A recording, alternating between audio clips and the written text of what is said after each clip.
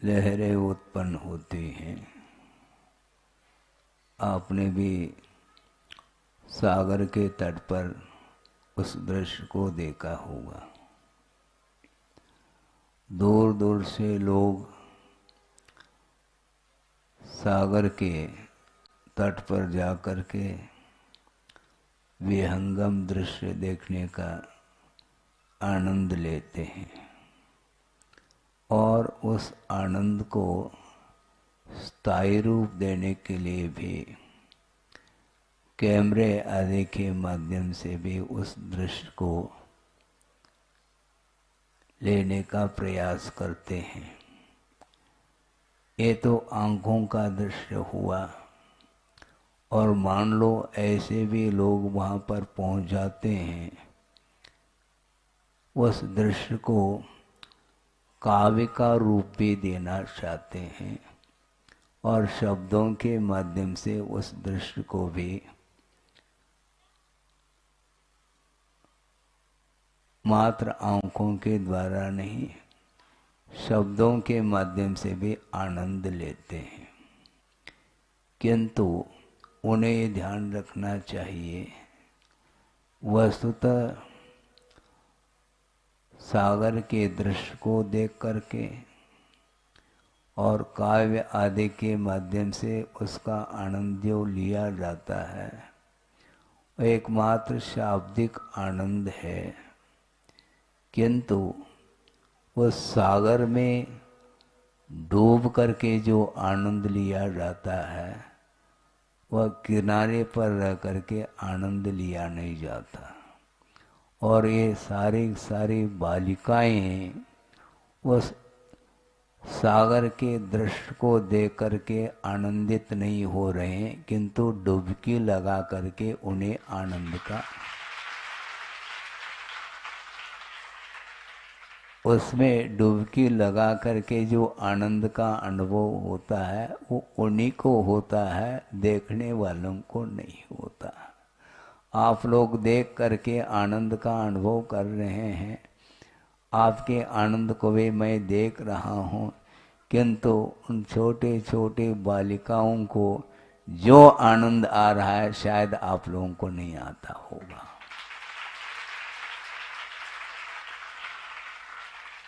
और इसमें जो गुरुदेव की दूरदृष्टि रही होगी, वह अपने आप में अद्भुत उनकी दृष्टि है। कि मैं सुबह भी यही विषय दे रहा था कि जीव का जो विकास होता है, वह विकास पाने के लिए समय अपेक्षित है।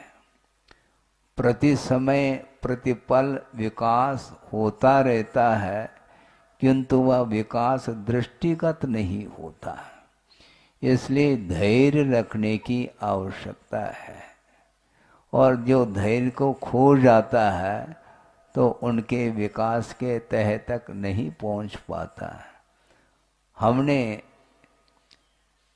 जबलपुर में तिलवारा घाट में मैं था, गुरुदेव के साथ ही था, और जहाँ तक मुझे स्मरण है 2006 का वह दृश्य होगा, वह प्रसंग होगा कि लगभग 40 छात्राएं केवल 2 कक्षा में बैठी हैं, 6वीं और 7वीं कक्षा में, और आचार्य महाराज उनके लिए संबोधित कर रहे हैं।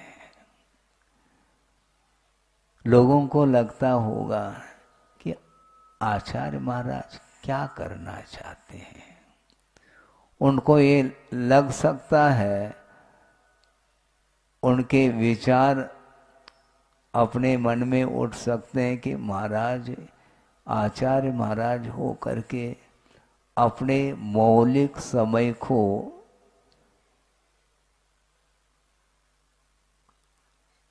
इसमें लगा रहे हैं, इससे कहाँ तक क्या परिणाम निकलने वाला है। समय सारा निकल रहा है, इसमें कुछ विशेष इसका परिणाम देखने में नहीं आ रहा है। किंतु आचार्य महाराज तो आचार्य महाराज रहे।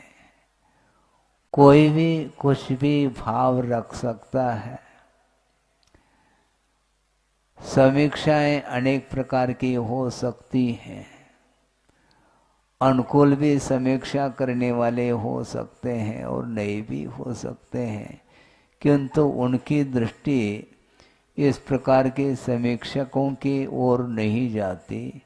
उन्होंने सोचा दुनिया में अनेक प्रकार के जीव होते हैं, अपने अपने इच्छा की पूर्ति को लेकर के चलते हैं। जहाँ पर अपनी इच्छा की पूर्ति नहीं होती है तो वहाँ पर आलोचनाएं स्वाभाविक रूप से हुआ करती हैं। उन आलोचनाओं से उन्हें कोई अंतर नहीं आने वाला। उनका ये कहना था कि आलोचक होना चाहिए, उससे हमें लोचन मिलते हैं।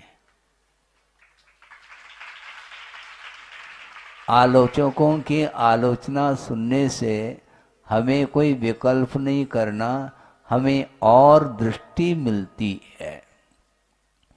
हर एंगल से सोचने वाले लोग होते हैं अपने अपने दृष्टिकोण को लेकर के, किंतु व्यापक दृष्टिकोण जिसके अंदर रहता है वह इस प्रकार की आलोचना में वह नहीं लगता, किंतु वह आलोचना से ऊपर उठ जाता है।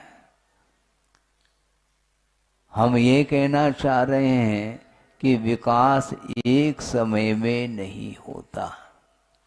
विकास करने के लिए धैर्य की आवश्यकता है, साहस की आवश्यकता है। प्रतीक्षा करने से वह कार्य हासिल नहीं होता। ज्ञान हासिल करने के लिए तुम प्रतीक्षा करते रहो, बात बनेगी नहीं। एक एक कक्षा के लिए एक एक साल दिए जाते हैं, तब कहीं जाकर के एक एक कक्षाओं को पार करके वह अग्रिम कक्षा में प्रवेश पाता है। नर्सरी में भी विकास होता है, किंतु वह विकास आप लोगों की दृष्टि में नहीं आता। किंतु जो नर्सरी में प्रवेश पाया है, जब तक प्रवेश नहीं पाया था और प्रवेश पाने के बाद यदि उसमें विकास यदि नहीं है तो अगली कक्षा में वह जा नहीं पाएगा, तो तय है। नर्सरी से LKG UKG में प्रवेश पाने का अर्थ है उसमें उसने विकास किया है, अन्यथा अगली कक्षा में प्रवेश एंट्री संभव नहीं है। किंतु वह विकास शायद मैं समझता हूँ यमी कक्षा का जो छात्र है वह भी उस विकास को पकड़ नहीं पाएगा, क्योंकि दिमाग जिसका ज़्यादा चलता है तो वह उसकी दृष्टि सूक्ष्मता की ओर नहीं जाती है, और सूक्ष्म दृष्टि को जो रखता है वही जानता है कि इसका कितने परसेंटेज में विकास हुआ है। जो टीचर्स होते हैं, शिक्षक अथवा शिक्षिकाएं होती हैं, ये उन्हीं का विषय है कि वस्तुतः इस बालक का प्रतिपल किस प्रकार विकास हो रहा है। यदि उनकी दृष्टि में विकास यदि नहीं दिखाई देगा तो संभव ही नहीं ये कार्य वहाँ तक पहुँच जाए। वह जानते हैं कि विकास इसी तरह से होगा और होता है, इसलिए बीज का अंकुरण जो होता है वह उसमें समय अपेक्षित है, और सूक्ष्म विकास वह पकड़ में आता नहीं। उसको पकड़ने के लिए दृष्टि बहुत सूक्ष्म दृष्टि होती है। स्थूल दृष्टि से हम सूक्ष्म विकास को हम बुद्धि का विकास नहीं बना पाएंगे, क्योंकि एक एक समय में ग्रोथ होता है, एक साथ ग्रोथ होता नहीं। यदि प्रथम समय में ग्रोथ नहीं मानेंगे तो दूसरे समय में भी ग्रोथ नहीं होगा, और ऐसी स्थिति में पूरे जीवन में ग्रोथ नहीं हो पाएगा, पक्की बात है। क्योंकि एक एक समय में जो विकास हुआ है वही जा करके अपने को वह दृष्टि का विषय बन रहा है।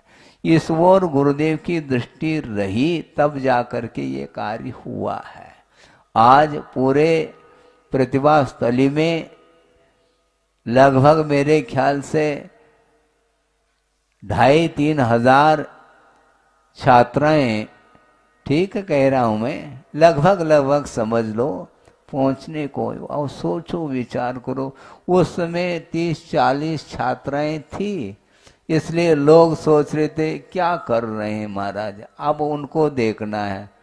हाँ, यदि हो तो देख पाएंगे, नहीं तो जहां है वहां से देख ले, पक्की बात है। अर्थ ये है कि हमेशा विकास की ओर जिसकी दृष्टि नहीं है वह अपना न स्वयं का विकास कर पाता है न दूसरे के विकास में अपना कोई योगदान दे पाता है। इसलिए व्यापक दृष्टिकोण होना चाहिए। और गुरुदेव ने एक दोहा दी है हम लोगों के लिए, वो सामने रख रहा हूं, उनकी दृष्टि देखो।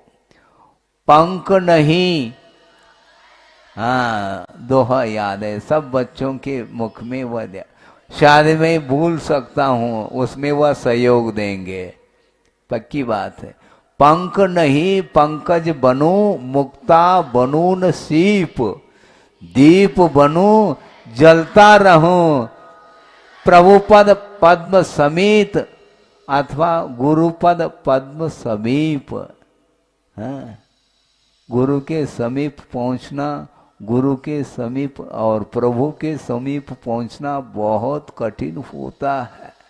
हम बार बार कहते हैं, और इन बालिकाओं के सामने, हम इन बालिकाओं की कोई समीक्षा नहीं करना चाहता हूँ, किंतु इन बालिकाओं के जो पालक हैं, अभिभावक हैं, उनकी ओर दृष्टि रखो, वो क्या सोच रहे हैं। अब उनको समझ में आएगा कि वस्तुतः विकास इस ढंग से होता है। पंख नहीं, पंख का अर्थ कीचड़ होता है? उसके संपर्क में आने से मलिनता आती है। इसलिए पंख नहीं पंकज बनू का, पंकज का अर्थ क्या? हाँ, कमल है। पंके जातः पंकजः, जो पंख अर्थात कीचड़ में उत्पन्न होता है उसका नाम कमल है। किंतु हमें पंख नहीं बनना, किंतु पंकज बनना है। क्योंकि जो कमल बनेगा वह प्रभु के अथवा गुरु के चरणों में जाने का अवसर प्राप्त होगा। इसलिए गुरुदेव ने स्वयं के लिए ही उन्होंने इस प्रकार की भावना रखी है अपने आत्म विकास को लेकर के। मैं पंख नहीं पंकज बनूं, बने ऐसा नहीं कहा, बनूं, क्योंकि मैं स्वयं बनूंगा तो दूसरे भी बनेंगे। हम स्वयं धर्ममय जीवन बनाएंगे अपने जीवन को, तो सामने वाले का भी जीवन धर्ममय बन सकता है, उसके बगैर संभव नहीं। इसलिए स्वयं उन्होंने धर्म को आत्मसात करके और विश्व के लिए भी धर्म का क्या स्वरूप होता है उसको उन्होंने रखा है। जो स्वयं उजाले में रहता है, जो स्वयं प्रकाश में रहता है, वही दूसरे को भी प्रकाशित कर सकता है। स्वयं अंधेरे में रहने वाला व्यक्ति कभी भी दूसरे को प्रकाशित नहीं कर सकता। इसलिए गुरुदेव ने प्रकाश दिया है विश्व के लिए, और उनकी दृष्टि, उनकी भावना, उनकी भीतर की जो विशालता किस रूप में होगी हम अंदाज नहीं लगा सकते हैं। बार बार गुरुदेव की उपासना आराधना करते समय अपने आप को हम ऐसा महसूस करते हैं कि वस्तुतः जो साधना गुरुदेव ने की है शायद ही हम उस प्रकार की साधना अपने जीवन में कर पाएंगे, क्योंकि परोपकार की भावना के बिना इस प्रकार ये संभव ही नहीं हो सकता। स्वयं चलना तो फिर भी सरल है, किंतु दूसरे को चलाना और उसमें भी छोटे छोटे बालक बालिकाओं को चलाना खेल थोड़ी है। जो कॉलेज के छात्र हैं उनको पढ़ाना फिर भी सरल है, ऐसा गुरुदेव का कहना है, किंतु छोटे छोटे बालकों को उनके मन को संभालना, अपने मन को संभालना फिर भी सरल है, उनके मन को संभालना यानी उनके मन में क्या वेव्स उत्पन्न हो रहे हैं, जो तरंगे, जो क्या भावनाएं उत्पन्न हो रही हैं, उनको पढ़ना बहुत कठिन होता है और उनको पढ़ाने के लिए स्वयं बालक बनना पड़ता है। और गुरुदेव ने यही कार्य किया। जब प्रौढ़ व्यक्ति पहुंच जाता है उनके चरणों में तो वह जा नहीं पाता। कई व्यक्ति गुरुदेव के पास पहुंचने के लिए मानसिकता बनानी पड़ती है, हम जाएंगे, हम क्या विचार रखेंगे, रख पाएंगे क्या नहीं रख पाएंगे, इस प्रकार उनके अंदर उथल पुथल देखने को मिलता है। किंतु ऐसे छोटी छोटी बालिकाएं जो पहुंचती हैं उनके चरणों, कोई विकल्प नहीं, उन्हें यथाजात इसी को बोलते हैं, निश्चिंत हो करके पहुंच जाती हैं। तो गुरुदेव भी उनके अनुरूप ही आचरण करना प्रारंभ करते हैं। उसके बिना बच्चों का मन लगना कठिन है। इसलिए आगम में भी लिखा है जो आचार्य होते हैं उनके पास विशेष रूप से 2 गुणों का उल्लेख आपके सामने कर रहा हूं। वो 2 उल्लेख ये हैं कि अप कौतुको, ऐसा कहा, अल्प कौतुक करते हैं, मनोरंजन करते, ज्यादा नहीं, लेकिन थोड़े बहुत करना आवश्यक होता है। नहीं है तो वो छोटे बच्चे तनाव में आ सकते हैं, गंभीरता उनके लिए सही नहीं है। उनके लिए मुस्कान हमेशा देने की आवश्यकता पड़ती है, उनकी ओर देखने की आवश्यकता पड़ती है। तो उस समय वह उनका मन प्रफुल्लित होता है। वो जानते हैं कि बच्चों को प्रफुल्लित किस प्रकार किया जा सकता है। उनके पास हर प्रकार की कलाएं हमने देखी हैं। कोई चिर दीक्षित पहुंच जाता है तो बहुत जल्दी अपने आप के उपयोग को डाइवर्शन देते हैं, गंभीर मुद्रा उनकी हो जाती है और वह जाते समय कुछ बात करना चाहता है, मान लो वह चिर दीक्षित भी, वह लड़खड़ा जाता है। ऐसा क्यों? ऐसा ही है। बड़ों के सामने गंभीर इसलिए होते हैं गुरु क्योंकि उसके अंदर भी गंभीरता आ जाए, ये उद्देश्य रहता है। हमारी गंभीरता के अभाव में उसका विकास रुक न जाए, ये उनको ख्याल रहता है। इसलिए बड़ों के सामने वो कभी मुस्कान आदि के रूप में वह चर्चा आदि नहीं करते हैं, किंतु बालकों के सामने उनको बालक बनना पड़ता है, क्योंकि सबका विकास वो चाहते हैं। पात्र के अनुरूप ही परोसा जाता है और माँ की कुशलता जो होती है वह शायद मेरे ख्याल से पिताजी में वह कुशलता नहीं आती। माँ नवजात शिशु का पालन पोषण किस ढंग से करती है वही जानती है। वो आप कह सकते हैं ज्यादा देना चाहिए, किंतु गुरुदेव कहते हैं मात्रा मासी, अनुपात जो है माँ के अनुरूप होना चाहिए और उसके माध्यम से ही उसका विकास होता है, क्रमशः विकास होता है। अक्रम विकास नहीं हो सकता। क्रम का अर्थ समय पा करके उसमें विकास देखने में आता है। इसलिए गुरुदेव कहते हैं मैं पंख नहीं पंकज बनूं। लक्ष्य ये होना चाहिए। पंकज बनूं का अर्थ क्या, वह रूपक है, वह फूल बनना चाहते हैं ऐसा अर्थ नहीं यहाँ पर है। नहीं तो शब्द के अनुरूप अर्थ लगाओगे तो सिद्धांत से बहुत बड़ी बाधा आएगी, क्योंकि कमल तो एकेंद्रीय होता है महाराज, तो हम एकेंद्रीय होना चाहेंगे क्या? नहीं।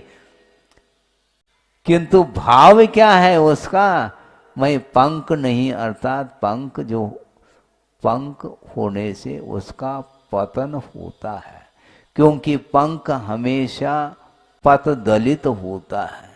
पद दलित होता है क्योंकि पद के पैरों के नीचे वह कीचड़ रहता है, किंतु हमें पद दलित नहीं होना, पंकज होना है। पंकज होगा तो निश्चित रूप से वह प्रभु के चरणों में जाने का अवसर।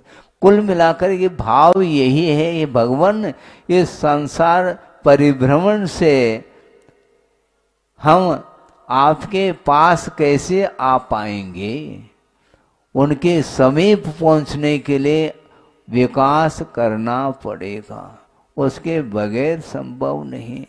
और मुक्ता बनूं न सीप, सीप बनेंगे तो सीप की कोई वैल्यू नहीं है, किंतु मुक्ता की वैल्यू देख लो। जो जोहरी होता है उसका मूल्य, उसका मूल्यांकन वही कर सकता है। इसलिए सीप नहीं बनना है, पंकज नहीं बनना है, किंतु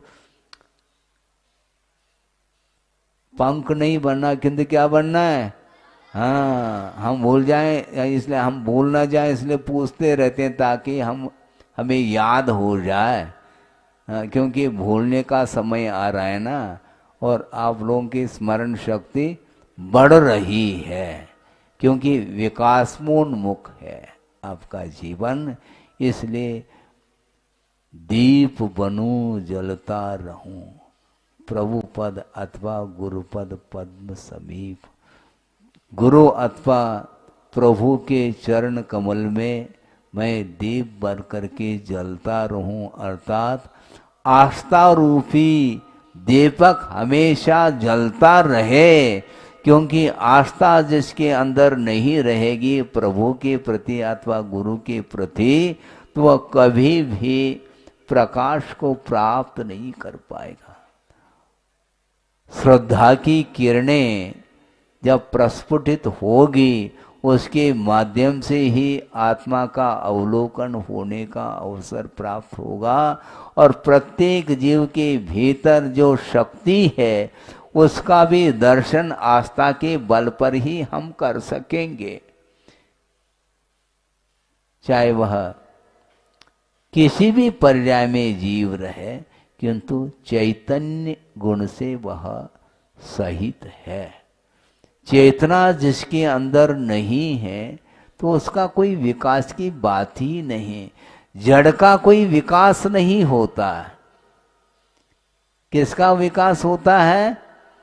चेतन का विकास होता है, आत्मा का अथवा जीव का विकास होता है। जीव द्रव्य को छोड़ करके अन्य जितने भी पदार्थ हैं उनमें कोई भी संवेदन की शक्ति है ही नहीं। वो सारे सारे अचेतन पदार्थ माने जाते हैं, और अचेतन जो वस्तु होती हैं उन्हें कोई आनंद नहीं आता, क्योंकि चैतन्य गुण का अभाव है। किसी वस्तु को देख करके आपको आनंद आ रहा है, उस वस्तु को आ रहा है? नहीं आता है। आता है? नहीं आता है। मान लो घड़ी है, आपने पहन रखा है घड़ी को, उसका आनंद आपको आ रहा है क्या घड़ी को? हमें, या हमें कहने वाला भी जीव ही है। घड़ी नहीं कह सकते कि मुझे बहुत आनंद आ रहा है, देखो मेरी क्वालिटी देख लो, हाँ मेरी कीमत तो आंक लो। उसके पास आंक नहीं, वो क्या आंकेगा। किंतु ज्ञेय पदार्थ को जानने वाला जो होता है वह ज्ञायक होता है, उसी का नाम जीव है। किंतु भौतिक युग में ज्ञेय का मूल्य तो आंका जा रहा है, किंतु जो ज्ञाता दृष्टा जीव है उसका कोई मूल्य आंक नहीं पा रहा। ये भौतिक युग है। इसलिए लौकिक क्षेत्र में जो कुछ भी पढ़ाई हो रही है, विद्या का विकास जिसको बोलते हो रहा है, वह सांसारिक क्षेत्र में काम में आने वाला वह ज्ञान माना जाता है। वस्तुतः उसको सम्यक ज्ञान नहीं बोलते।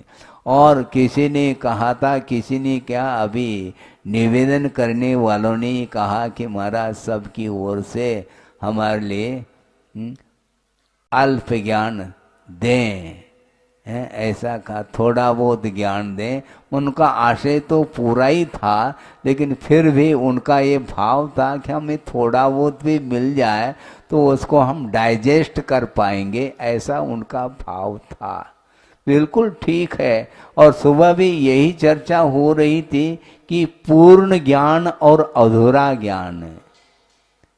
पूर्ण ज्ञान तो केवल ज्ञान है और हम और आपका अधूरा ज्ञान है। किंतु अधूरे ज्ञान में भी हम विभाजन करना चाहते हैं कि अधूरा ज्ञान एक सम्यक ज्ञान के रूप में है और एक विपरीत ज्ञान के रूप में। दोनों अधूरे हैं, किंतु जो विपरीत ज्ञान है, मिथ्या ज्ञान है, वह संसार में काम में आने वाला है। किंतु जो सम्यक ज्ञान है वह मुक्ति तक पहुंचाने में अथवा केवल ज्ञान को प्रकट कराने में वह साधकतम है, ऐसा कहा है। इसलिए सम्यक ज्ञान चाहे थोड़ा हो चाहे ज्यादा हो, वह पूर्ण ज्ञान के लिए वह उत्पन्न कराने में वही ज्ञान समर्थ है। इसलिए उस ज्ञान से हमें प्रयोजन है। भले ही वो 2 अक्षर का भी ज्ञान हो, हमें कार्यकारी है, ये कहा है। ज्यादा से कोई मतलब नहीं, क्योंकि वस्तुतः ये जो मोक्ष मार्ग में जो ज्ञान काम में आ रहा है, ये अपने आप में कुंद कुंद स्वामी ने कहा है। क्या कहा है? जिनेंद्र भगवान के जो वचन हैं वे औषधि के काम में आते। जिन वयन मौसह मिनम, ऐसा कहा। जिनेंद्र भगवान के द्वारा बताए गए जो वचन हैं, शब्द हैं, वे औषधि के रूप में। हाँ, और औषधि जो ली जाती है भरपेट नहीं है ना। इसलिए आपने सही कहा कि थोड़ा बहुत हमें मिल जाए तो थोड़ा ही दिया जाएगा, और हम भी ज़्यादा नहीं लेते हैं, क्योंकि औषधि तो औषधि मानी जाती। औषधि भोजन नहीं, ये ध्यान रखो। औषध दान अलग होता है और आहार दान अलग होता है। आहार जो लिया जाता है वो भरपेट लिया जाता है, भले ही नाश्ता में थोड़ा लिया जाता है, ये बात अलग है। भोजन में ज्यादा मिलेगा है? इसलिए भूख मर न जाए, इसलिए थोड़ा बहुत नाश्ता में परोसा जाता है। उसी प्रकार हमारे लिए मोक्ष तक पहुंचाने वाला जो ज्ञान है वह अत्यल्प मात्रा में भी हो तो हमें कोई भी विकल्प नहीं, क्योंकि उसके पास भी मोक्ष तक पहुंचाने में सामर्थ्य है, योग्यता है। इसलिए जो योग्य ज्ञान जो होता है वह सम्यक ज्ञान ही माना जाता है। बाकी जो कुछ भी ज्ञान है वह सांसारिक क्षेत्र में काम में आने वाला है। इसलिए समय आपका हो गया।